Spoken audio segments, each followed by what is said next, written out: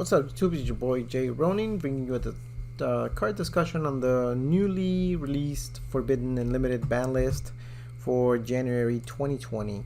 And man, I gotta tell you, this is a good ban list.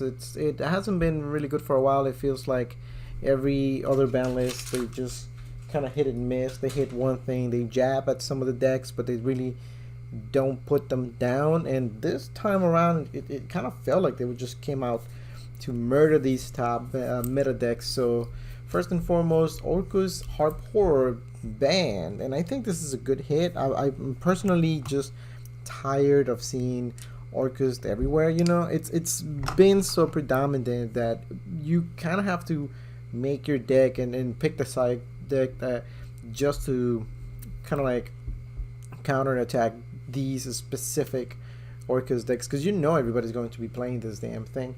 And then Thunder Dragon Colossus also getting banned, and that kind of makes sense because of the new monster that was released. Well, not released, but the new monster that Konami mentioned that we're going to release on that archetype, the Nemesis archetype, Nemesis Corridor. Which, if you don't know what that card will do, its effect reads as follows. It says, you can only use each of the following effects of Nemesis Corridor once per turn. Effect number 1, you can target one of your banished monsters except Nemesis Corridor. Special summon this card from your hand, and if you do, shuffle the target into the deck. So that right there, I mean, the cost is not really a cost, it's a plus. If you banish, think about like, you know, zombies or any other deck that banishes a card, and then you could just put it right back and you get to special summon a monster. Plus this monster is a thunder wind attribute level 4, which would trigger the effect of summoning Colossus off of it. Effect number 2 says you can target one of your banished Nemesis monsters except Nemesis Corridors and add it to your hand. So this card was gonna make splashing Thunder Dragon Colossus into every deck so easy, because all it would require is for you to use a level 4 and banish something out of your graveyard to meet its summoning requirement, which is crazy easy. Everybody at my locals was saying the same thing. As soon as Nemesis Corridor comes out, everybody and their mama was going to be playing Thunder Dragon Colossus, but I guess that's not the case anymore. And then obviously we got Ib the World Chalice Justicezar. This is the one that has me sad, because I played Dragon Link and obviously it was one of my main go-to plays, but I can understand why it's banned. That card gave you crazy amounts of advantage over your opponent if you actually managed to get the effects through. So I can see why I had to go out. There were too many decks that were just abusing the living crap out of it. Tempest Magician, you know, obvious hit is obvious, of the case.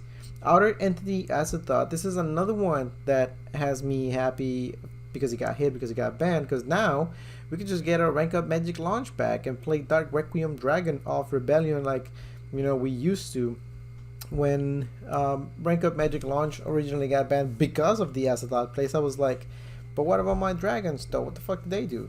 So the fact that this is getting banned, you know, now it's another good hit. Salamangreat Mirage Stalio. I feel like at this point Salamangreats are just dead. Like, what are they doing now? The good thing about Salamangreat is that you can kind of like do your Salamangreat things with like 1 or 2 cards, which leaves a lot of room for hand traps and disruptions from the hand. But at this point, it's like, what else do you do? It's like you don't have, like, I don't understand what the win condition is. I guess Konami kind of wants you to use a link for Phoenix, Pyro Phoenix, to use as your win condition. You know, blow up your opponent's field and then attack. I don't know what they're doing, but another hit anyway. Sky Striker Mobilize Engage. Obvious hit is obvious. It was too damn good, even at 1.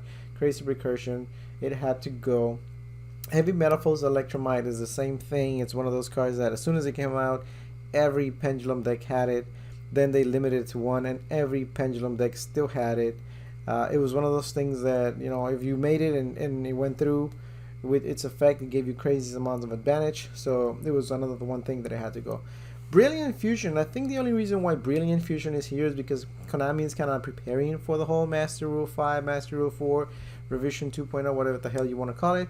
And obviously being able to summon just any fusion monster without utilizing your extra monster zone was going to be a pretty good thing to have. So I guess they decided to just take it out before it was a good thing to have. And then for our limited cards, we have True, like the True King. I don't even know how the hell you say this, so let's have Google say it. True King Lithos a Gym, a disaster. There we go, that one. So this card was pretty good. I remember I was gonna start playing it, and then it got banned, and I was like, bro, what the hell? If you don't know what this card does, this is the Earth True King, right? And its effect reads as follows: if this card is in your hand, you can destroy 2 other monsters in your hand and or face up on your field, including an Earth monster. So only one of them has to be Earth. Crazy. And if you do, special summon this card. And if you do that, and both monsters destroyed were Earth, you can also look at your opponent's extra deck and banish up to 3 monsters from it with different names. Fact number 2, if this card is destroyed by a card effect, you can special summon 1 non-Earth worm type monster from your graveyard. You can only use each effect of True King. How do you say this again? True King Lithos a Gym, a disaster. That one. Once per turn. So yeah, pretty damn OP. Just 2 Earth monsters out of your hand or field, special summon this, and then snipe 3 monsters out of your opponent's extra deck. Crazy. You get to see the extra, you get to pick those. That's crazy. So obviously, you know, if there's a lot of or any one-offs, you can say bye-bye to those. So the only good thing about this is that True King also got hit in this ban list, so it doesn't have me a lot of, like, I'm not too worried about them being completely overpowered now that they have, you know, this True King monster again. But we'll see. Dino, wait, I'll skip one. Potter of Avarice, drop power. Drop power is good. We'll see how long this stays at 1. Dino Wrestle Pancatropes is something that every other Yugioh out there is like, but why? Well, because it's splashed in every side deck known to man, and it's a good card. I even have this main deck in my Dark Magician deck because it's a level 7. It's a free special summon. You can just drop this thing, attack. It has a good amount of attack. You can just drop it, attack, and then blow something up. It's crazy. And also, you know, level 7. There's a lot of rank 7 plays out there. There's a lot of things that you can do with it. And like I said, it's a free big body with a good effect, so I guess he had not to go, but at least limited. Because with all the other hits to all the other decks, you know, you're gonna have to put a check on decks that are not a problem right now, but would have become a problem with all of these hits to the main top meta decks. Servant and Damien, fucking Damians, I hate them. They're weird. All this thing about having a billion counters on it is crazy. Taking counters from other, they don't seem to have something that you would call a cost or something that you would call a downside to their effects for the most part. It's like you go, you pop this card, you return this card, but hey, every counter that card had now goes to the other card, so you can start, you know, continue negating and doing this other stuff. So, you know, the fact that this Servant of Damien, I believe this is the one that special summons from the deck. So anything that has that clause, that effect, it will be limited at some point, if not banned. Card of the Mice, crazy amounts of advantage again. True Draco players use this, you know, unload your hand, set all this stuff, pop this thing, activate Card of the Mice, draw three cards, and then doing this 3 times in a duel was crazy as hell. I'm also sad about seeing this one go because I was playing it in my on-chain layered deck as well, because with on-chain you go through your cards crazy fast, and Card of the Mice was a good play to have, you know, whenever you have your hand, you set your on-chain cards, pop your on-chain cards, you don't have anything in your hand, activate Card of the Mice, draw 3 cards, keep setting stuff up, and then keep popping stuff. That was great. But so I can see what would be going to want. The same thing with Dragonic Diagram. Again, you know, True Kings and True Draco needed to be put on check because all the other decks are on check. Into the Void is essentially just Upstart Goblin, you know, for deck thinning. Sekka Slide is another one that people are like, but why?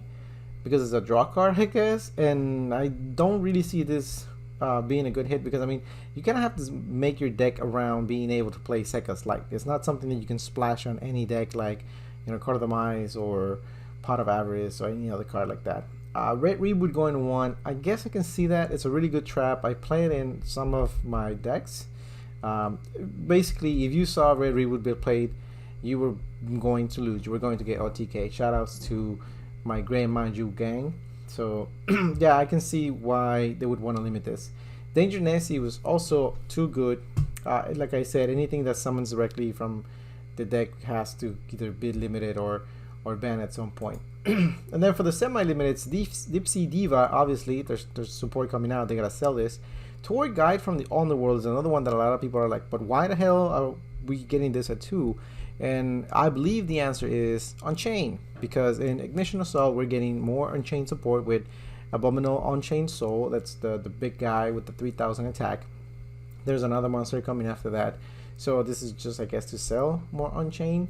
And Mind Control, I mean, I guess I really don't see the point of the semi-limiteds for the most part. And then now to the unlimited, where we have a couple of interesting things going on. So first and foremost, Morphing Jar number 2, old ass card. And if you don't know what this card does, its effect reads as follows. It's flip effect monster. It says shuffle all monsters on the field into the deck. Then each player excavates cards from the top of the deck until they excavate the same number of monsters they shuffled into their main deck. The special summon all excavated level 4 or lower monsters in face down defense position. Also, send the remaining cards to the graveyard. So if I remember this correctly, it means if your opponent has 4 monsters, you put those 4 monsters back in the deck, then they need to excavate the top of their deck until they have 4 level 4 or lower monsters that they can special summon. But what happens if your opponent doesn't have level 4 or lower monsters, or they run a limited amount of level 4 or lower monsters? Think, for example, the new deck, the Generators. All of the monsters are level 9. I believe there's only like 1 level 4 or lower.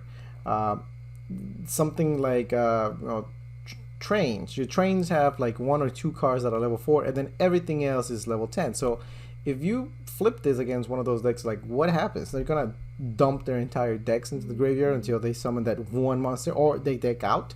So I don't know how this is gonna work out. I don't know if it's being errated or what the hell is going on, but this is a weird dynamic. I love all the jars. You know, back in the day, playing empty jar was the shit. Tribe Infecting Virus. This damn card could have come off the ban list like 4 or 5 years ago. It hasn't been a problem since they banned Sinister Serpent. So the fact that it's back, it's a yay. Same thing with the Phantom Knights rank up Magic launch. We can play Dark Requiem again, yay. Lady Debug, nobody cares because Sentiment Greats are fucking dead, and they want to sell those Ad Ignisters who are Cybers. So yeah, here's your more of your Ad Ignister support. Sky Striker Ace Kagari, again, Sky Striker's fucking dead without engage, so who cares? Here you go, have it back. Book of Moon, it's one of those cards that a lot of people are saying the same thing, that it could have come off the ban list a billion years ago, and I say to them, you are right, and it should have come off the ban list a billion years ago. Lavs in Chaos Max Dragon. Solemn Warning, it's a good one. Soul Drain is another one that I'm very stoked about, because if you don't know which one is this, now its effect reads as follows. It says activate by paying 1,000 life point. Monsters that are banished as well as monsters in the graveyard cannot activate their effects. That start a chain. So obviously another nail in the coffin of Thunder Dragons. But think about all the other decks that are very graveyard centric, like zombies, I guess, or anything that utilizes the graveyard. You could just flip this thing and flip a middle finger while you're at it. I play this a lot against zombies in my locals, and this is a legitimate win condition against those decks, because that's all they do. They just get stuff from the graveyard. Darkarm Dragon, nobody cares. It was a 2, nobody's playing it. And then Performage Damage Juggler, it's okay. It's been like a 2 and nobody cares either way. So yeah, there it is. So overall, I believe this was a pretty good ban list. I'm sad to see it go, but I'm happy to see all the other crap from all the other top meta decks go as well. So I believe that this is going to be a very interesting new meta format, a new format of playing Yu-Gi-Oh, and we'll see how it goes.